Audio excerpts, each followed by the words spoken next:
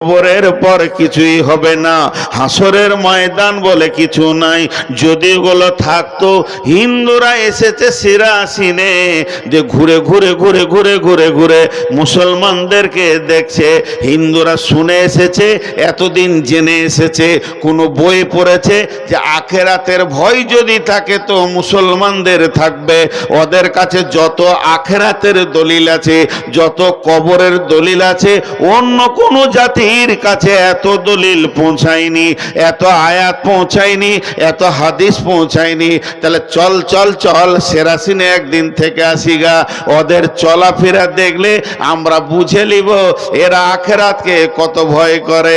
এবার সেরাসিনে এসে দেখছে সব আওয়ারা, নামাজ পড়ে না, মদের বোতল নিয়ে ঘুরে, চায়ের দোকানে সারাসারি মিথ্যা কথা, মুখের ভিতরে খিস্তি। তার মানে এদের চলনের ভিতরে আখেরাতের কিঞ্চিত পরিমাণ আছে বলে মনে হচ্ছে না। আল্লাহ বলতো কাযিবুনা বিদ্দিন, আল্লাহ বলছে তোদেরা যত আওয়ারা হবি হয়ে যা। ওয়া ইন্না আলাইকুম লাহাফিজিন কিরামান কাতিবিন, তোরা আমার অধীনস্থে বাস করছিস, আমার বর্ডারে তোরা বাইরে যেতে পারবি না, তোরা আমার হেফাজতের মধ্যে আছিস।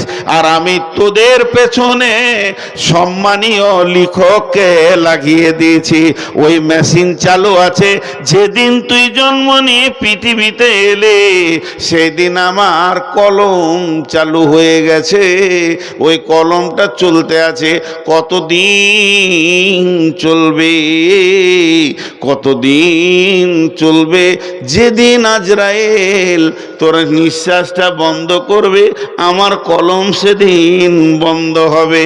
কিরামান কাতিবিন, হতে পারে তুই ক্লান্ত হয়ে গেছিস, গাছের নিচে শুয়ে আরাম করছিস, তবু আমার কলম চলছে।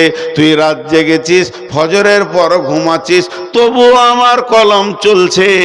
আমার কলম কোনো সময় থকবে না, বিরতি হবে না, সে থামবে না। সেই কলমে দুইটা কালি বের হচ্ছে, একটা কালি হলো সবুজ, যখন তুই ভালো কাজ করবি তখন সবুজ কালি বের হবে, আর যখন তুই গুনাহ করবি তখন লাল কালি বের হবে। আর ওই ফিতেটা চলতে থাকবে, চলতে থাকবে। যেদিন তুই হাসরের মাঠে আসবি, তোর রিপোর্টটা তোর হাতে ধরিয়ে দেব।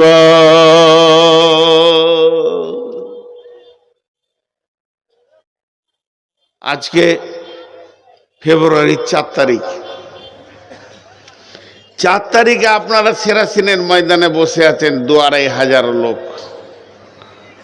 আল্লাহর কলমে সবুজ কালি বেরিয়েছে, এরা কালাম পাক শুনছে, এরা কালাম পাক শুনছে। 1 সেকেন্ড হলো, 2 সেকেন্ড হলো।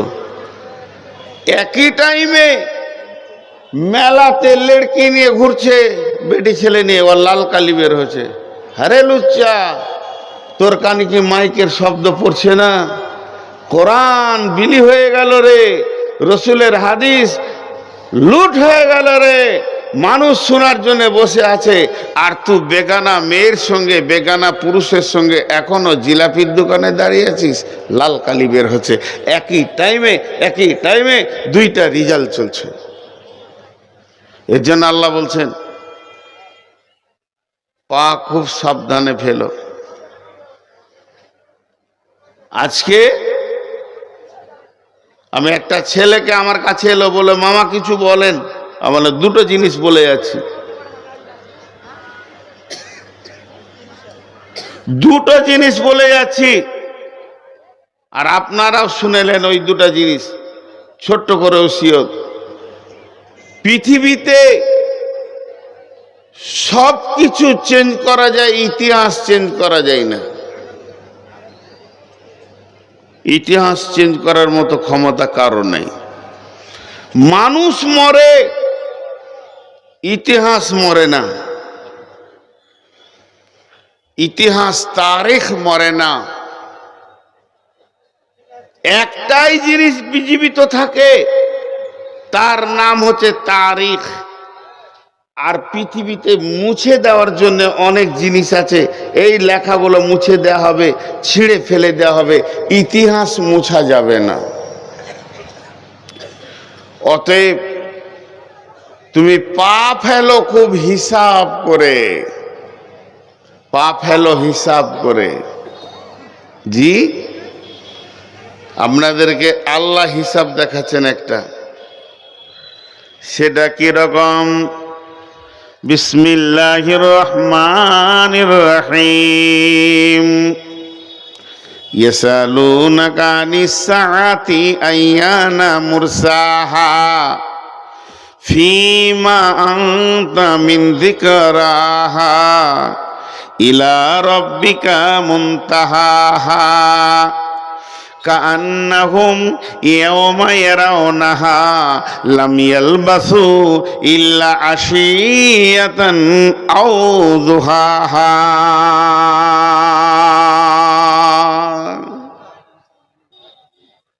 আল্লাহর হস্তে 1 মিনিট ধ্যান দেন। এই আয়াত কটা 1 মিনিট ধ্যান দেন। হিসাব কাকে বলে বুঝেলেন? হিসাব কাকে বলে বুঝেলেন? 1 মিনিট ধ্যান দেন। আল্লাহ বলছেন, হে পৃথিবীর মানুষ, ইয়াসালুনাকা আনিস সাআতি আইয়ানা মুরসাহা, নবী হে, তোমাকে ওরা প্রশ্ন করেছে কিয়ামত কখন হবে। ফীমা আনতা মিন যিকরাহা, হে নবী, এ ব্যাপারে তোমার কি জানা আছে?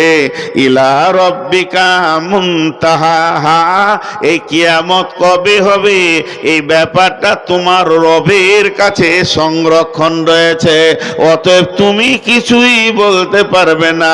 তবে যারা জিজ্ঞেস করছে ওই লোকদেরকে বলে দাও, সেরাসিনের লোকদেরকে বলে দাও, ঝাড়খণ্ডের লোকদেরকে বলে দাও, বাঙালের লোককে বলো, বর্ধমানের লোককে বলো, যেদিন তোমাকে কিয়ামতের মাঠে দাঁড় করানো হবে আর আমার আল্লাহ বলবে, বান্দা তুমি এলে, কতদিনের রাস্তা এলে, একবার তুমি হিসাবটা দাও। তো ওই বান্দা আল্লাহকে বলবে, কান্নাহুম ইয়াওমা ইয়ারাউনাহা লাম ইয়ালবাসু ইল্লা আশিয়াতান আও দুহাহা।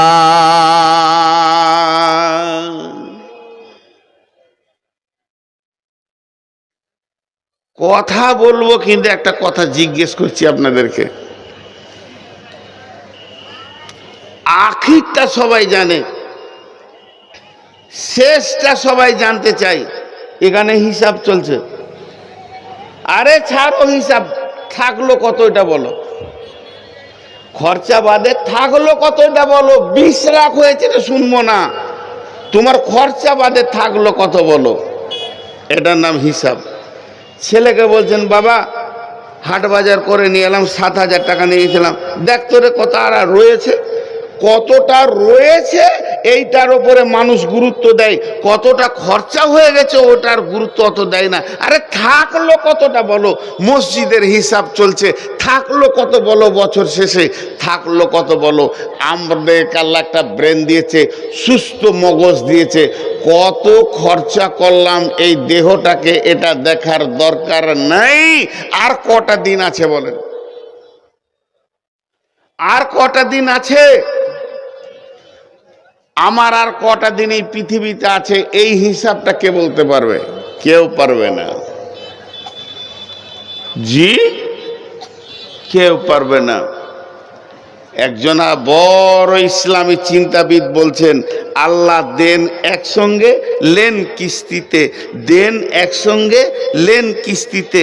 হাজি ভাই, আপনারা একবার মুখ খুলে বলেন, আমি যদি কাউকে 10 লাখ টাকা একসাথে দিই, যা বিজনেস করে খাগা, ব্যবসা করগা, মাসে তুই আমাকে 5,000 করে দিস, কত বড় নিয়ামত। ও কত খুশি হবে যে এত বড় উপকার আমার বাপও করেনি। 10 লাখ টাকা একসঙ্গে দিচ্ছে আর মাসে 5,000 করে দিচ্ছে, খুশি হবে।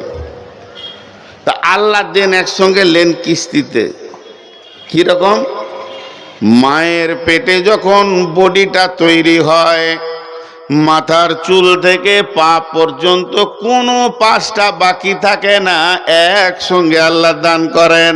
আর সব বডিটা নিয়ে আমি দুনিয়াতে চলে আসলাম। এই বডিটা আল্লাহর দেওয়া, এইটাকে নিয়ে আমি পৃথিবীতে খরচা করতে শুরু করেছি।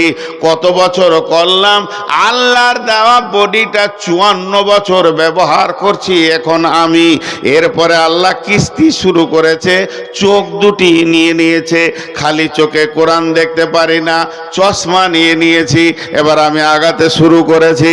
তারপরে বলছে এবার মিজাজ চলে গেল, এরপরে বলবে হাত গেল, তারপরে বলবে দাঁতগুলো খসে গেল, পা কাজ করে না।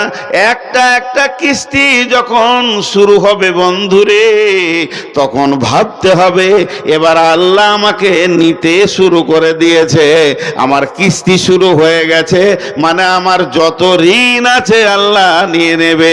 শেষ কিস্তিতে আত্মাটা নিবে, জানটা নিবে, কবরে ঢুকিয়ে দেবে। এটা আল্লাহ দেন একসঙ্গে, নেন কিস্তিতে। কিস্তি যখন শুরু হয়ে গেছে তখন বুঝে নিতে হবে আর পৃথিবীতে বাঁচপানি চলবে না।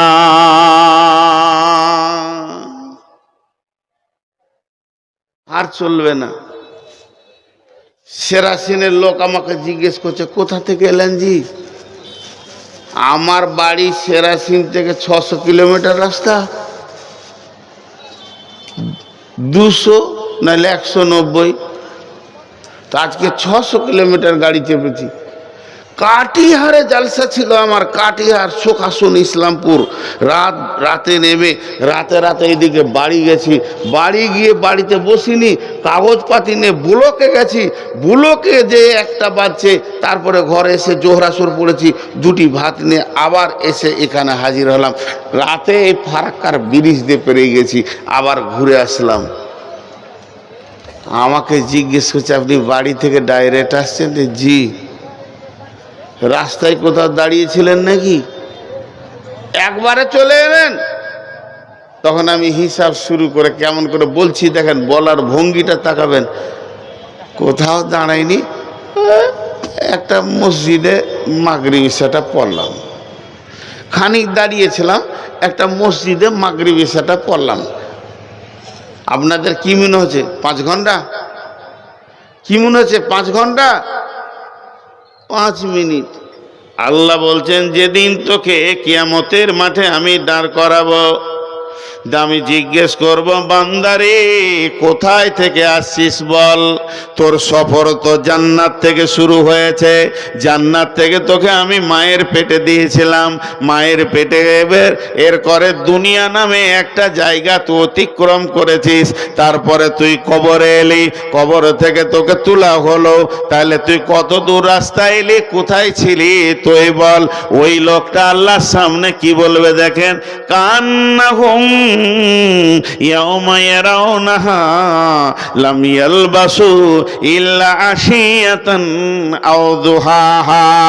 হে আমার রব, ওরে আমার আল্লাহ, আমি এত লম্বা সফর করেছি জান্নাতুল ফেরদাউস আলামে আরওয়া থেকে মায়ের পেটের ভিতর দিয়ে, তারপরে দুনিয়া নামে একটা জায়গা অতিক্রম করে আয়ের পরে কবরের ভিতর দিয়ে তোমার কাছে হাসরের ময়দানে এলাম। আমি কোথাও দাঁড়াইনি, কোথাও সময় দিইনি। আমি একটু জায়গায় মনে হচ্ছে পরিষ্কার লয়, মনে হচ্ছে আমি দাঁড়িয়েছিলাম একটা সকাল কিংবা একটা সন্ধ্যা। ইল্লা আশিয়াতান আও দুহাহা। কে বলবে এই পৃথিবীতে যে 70 বছর বেঁচেছে, 100 বছর বেঁচেছে, যে লোকটা কোম্পানি ছিল, যার অধীনস্থে 300 ডাম্পার কাজ করেছে, যার অধীনস্থে পাহাড়ে 10টা ক্যাসার চলেছে, যে কয়েকশো কোটি টাকার মালিক ছিল, এলাকার জমি জায়গা পুকুর বাগান যে কিনেছে, যে মেয়েটা 70 বছর বেঁচেছে আর 70 বছরে 8টা ছেলেকে প্রসব করেছে, তার 8টা ছেলেকে প্রসবের কোঁত দিতে দিতে দিতে দিতে সে 8 বার মওতের মুখ দেখেছে। ওই মেয়েটি বলবে আমি সামান্য একটা সকাল বা একটা সন্ধ্যা কোনো জায়গায় দাঁড়িয়েছিলাম। আল্লাহ বলবে তোর হিসাব মিলছে না। 70 বছর কাটিয়েছিস সেরাসিরের মাটিতে হেঁটে হেঁটে হেঁটে হেঁটে, তুই মাতলামো করেছিস, ওই মাটি আমাকে দরখাস্ত করেছে, এই কাজু করেছে, ব্যভিচার করেছে। তুই 70 বছরটাকে একটা সকাল আর একটা সন্ধ্যা বলবি, নিজের জীবনের হিসাবকে ছেড়ে দিলি। হিসাব আমরা করি না, জমির হিসাব করি, জায়গার হিসাব করি, ধানের হিসাব করি, পেঁয়াজের হিসাব করি, রসুনের হিসাব করি, সিমের হিসাব করি, বেগুনের হিসাব করি, দোকানের হিসাব করি, চায়ের দোকানের হিসাব করি, পানের দোকানের হিসাব করি, সারা পৃথিবীর সব কাজের হিসাব করি, কিন্তু আখেরাতের কতটা পুঁজি জমা করলাম একদিনও কাগজ কলম নিয়ে বসিনি। উদাস উদাস আওয়ারা, এ যেন সরকারি ষাঁড়, রাস্তায় ছাড়া আছে, যা মন তাই করবে, আওয়ারা। ভাইয়েরা আমার, আপনাদের সামনে একটা জিন্দেগির কথা তুলে ধরছি।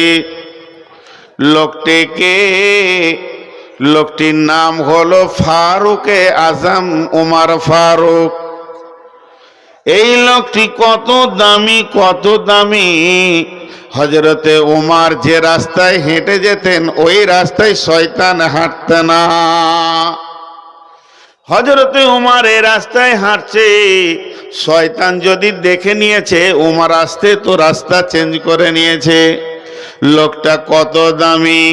হযরত উমরের নাম উমর বিন খাত্তাব। আল্লাহর রাসূল উমরের নাম দিলেন ফারুক। ফারুক মানে হক আর বাতিলকে ফারাক করেছে, তাই হলো সে উমর ফারুক।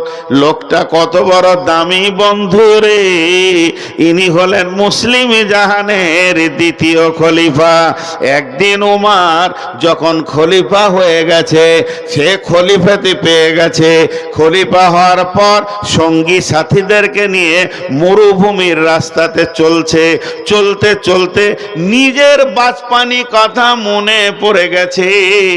নিজের বাচপানির কথা মনে পড়ে গিয়ে সাথীদেরকে শোনাচ্ছে, ও আমার সাথীরা শোনো, ও রসুলের উম্মতেরা শোনো, ও লাল গোলামের শোনো, এই ময়দান দিয়ে আজকে আমি খলিফা হিসেবে হাঁটছি, বাদশাহ হিসেবে হাঁটছি। আমি উটের ওপরে সওয়ার হয়ে যাচ্ছি।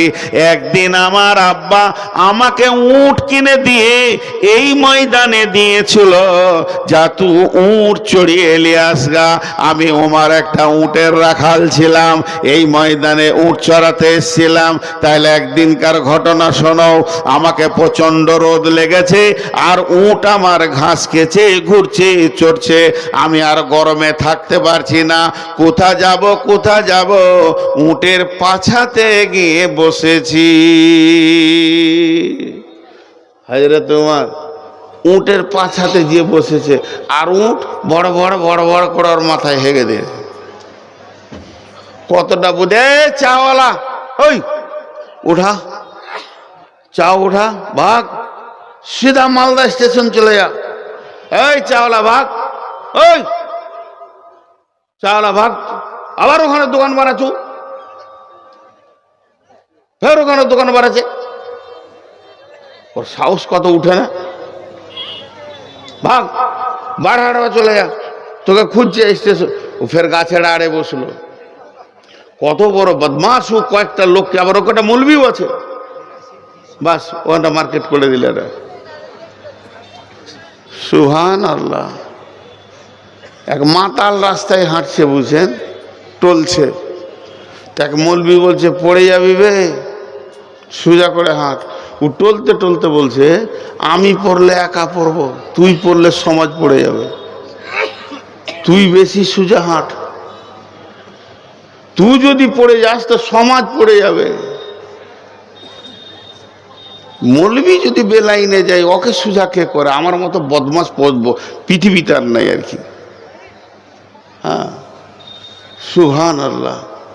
এরাই আবার সমাজ চালাবে বলছে।